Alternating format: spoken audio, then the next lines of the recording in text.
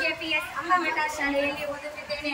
ನಾನು ಚರ್ಚಾ ಸ್ಪರ್ಧೆಯಲ್ಲಿ ಎಲ್ಲರೊಂದಿಗೆ ಭಾಗವಹಿಸಿದ್ದು ನಾನು ಶಿಕ್ಷಣವಾಗಿ ಮೊಬೈಲ್ ಮಾರಕ ಎಂಬುದರ ಬಗ್ಗೆ ಮಾತನಾಡುತ್ತೇನೆ ಹಾಗೂ ಚರ್ಚಾವಾದಗಳನ್ನು ನಡೆಸುತ್ತೇನೆ ಎಂದು ಹೇಳುತ್ತಾ ನನ್ನ ಚರ್ಚಾವಾದಗಳನ್ನು ನಡೆಸುತ್ತೇನೆ. ಹೌದು, ಶೈಕ್ಷಣಿಕವಾಗಿ ಮೊಬೈಲ್ ಒಂದು ಮಾರಕ ಎಂದು ಕೂಡ ಹೇಳಬಹುದಾಗಿದೆ. ಅದು ಯಾವ ರೀತಿಯಾಗಿ ವಿದ್ಯಾರ್ಥಿಗಳ ಜೀವನಕ್ಕೆ ದೊಡ್ಡ ಅಪಾಯಕಾರಿ ಬೀರುತ್ತದೆ ಎಂದರೆ ಅದು ಸಾಕಷ್ಟು ಅಪಾಯಕಾರಿ ಹಾಗೂ ಈ ಮೊಬೈಲ್ ಎನ್ನುವುದು ಹಾನಿಕರ ಎಂದೇ ಹೇಳಬಹುದು. ಅದು ಹೇಗೆಂದರೆ ಮಕ್ಕಳು ಏನಾದರೂ ಮೊಬೈಲ್ ಅನ್ನು ತೆಗೆದುಕೊಂಡಿದ್ದಾರೆ ಅಥವಾ ಮೊಬೈಲ್ ಒಂದು ಗುಣಾತ್ಮಕ ಗಳಿಸಲು ಅದು ಮಾರಕ ಸಾಧನ ಎಂದೇ ಹೇಳಬಹುದಾಗಿದೆ.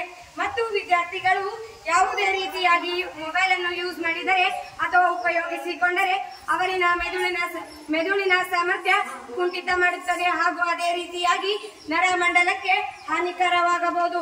ಮತ್ತು ಕೆಲವು ವಿದ್ಯಾರ್ಥಿಗಳು ತಮ್ಮ ಪೋಷಕರಿಂದ ಹಲವು ರೀತಿಯಾಗಿ ಮೊಬೈಲ್ ಅನ್ನು ನಾನು ಶಿಕ್ಷಣದ ತರಬೇತಿ ಪಡೆಯಬೇಕು ಎಂದು ತಿಳಿದುಕೊಂಡು ಪೋಷಕರು ಮಕ್ಕಳಿಗೆ ಮೊಬೈಲ್ ಅನ್ನು ಕೊಡುತ್ತಾರೆ.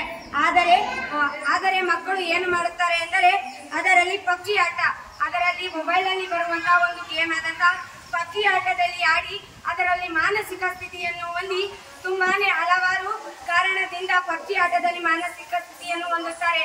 ಹೀಗೆ 2-3 ವರ್ಷಗಳ ಹಿಂದೆ ಬಿಜಾಪುರದಲ್ಲಿ ನಡೆದ ಒಂದು ಘಟನೆಯೇ ಉದಾಹರಣೆ ಎಂದು ಹೇಳಬಹುದಾಗಿದೆ.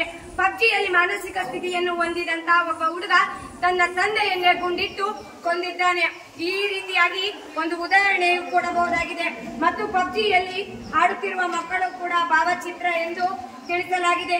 ಈ ರೀತಿಯಾಗಿ ಮಾನಸಿಕ ಸ್ಥಿತಿಗೆ ಏನಾದರೂ ಮಕ್ಕಳು ಒಳಗಾದರೆ ಯಾವುದೇ ರೀತಿಯಾಗಿ ಆಸ್ಪತ್ರೆಯಲ್ಲಿ ಚಿಕಿತ್ಸೆ ಮತ್ತು ಔಷಧಿಗಳು ದೊರೆಯುವುದಿಲ್ಲ ಎಂದೇ ತಿಳಿಸಬಹುದಾಗಿದೆ. ಮತ್ತು ಅದೇ ರೀತಿಯಾಗಿ ಮೊಬೈಲ್ ಅಲ್ಲಿ ಯೂಟ್ಯೂಬ್, ವಾಟ್ಸ್ಆಪ್, ಫೇಸ್ಬುಕ್ ಮತ್ತು ಇನ್ನು ಇದೇ ರೀತಿಯಾಗಿ ಚಲನಚಿತ್ರಗಳು, ಹಾಡುಗಳು ಮತ್ತು ಮುಂತಾದ ವಿಡಿಯೋಗಳು ಅಲ್ಲಿ ಬರುತ್ತವೆ.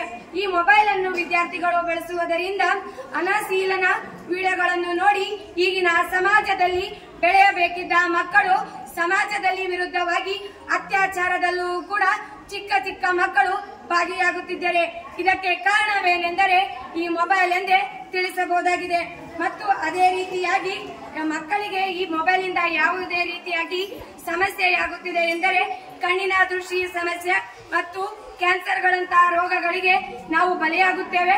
ಮತ್ತು ಅದೇ ರೀತಿಯಾಗಿ ಸೈಬರ್ ಬುಲ್ಲಿಗೆ ಒಳಗಾಗಬಹುದು. ಮತ್ತು ನಿದ್ರಾಹೀನತೆ ಸಮಸ್ಯೆಗಳನ್ನು ವಿದ್ಯಾರ್ಥಿಗಳು ಅತಿಯಾಗಿ ಮೊಬೈಲ್ ಅನ್ನು ಯೂಸ್ ಮಾಡೋದರಿಂದ ಒಳಗಾಗಬಹುದು ಎಂದು ತಿಳಿಸಲಾಗುತ್ತದೆ. ಮತ್ತು ಅದೇ ರೀತಿಯಾಗಿ ಮೊಬೈಲ್ ಅನ್ನು ಅತಿಯಾಗಿ ಬಳಸುವುದರಿಂದ ವಿದ್ಯಾರ್ಥಿಗಳ ಜೀವನಕ್ಕೆ ಭವಿಷ್ಯಕ್ಕೆ ದೊಡ್ಡ ಹಾನಿಕಾರ. ಒಂದು ಹಿರಿಯರು ಹೇಳಿದ ಮಾತು, ನಾವೇನಾದರೂ ತಲೆಬಗ್ಗಿ ಪುಸ್ತಕವನ್ನು ಓದಿದರೆ ಮುಂದೊಂದಿನ ಸಮಾಜದಲ್ಲಿ ತಲೆ ಎತ್ತಿ ಮೆರೆಯಬಹುದು. ಆದರೆ ತಲೆಬಗ್ಗಿ ಮೊಬೈಲ್ ಅನ್ನು ನೋಡಿದರೆ ಮುಂದೊಂದಿನ ಅಲ್ಲ, ಯಾವುದೇ ಕಾರಣಕ್ಕೂ ಸಮಾಜದಲ್ಲಿ ನಮ್ಮ ಜೀವನವನ್ನು ಪಾತಾಳಕ್ಕೆ ತಳ್ಳುತ್ತದೆ ಈ ಮೊಬೈಲ್ ಎಂದೇ ಹೇಳಬಹುದು. ಮತ್ತು ಅದೇ ರೀತಿ ಯಾವುದೇ ರೀತಿಯ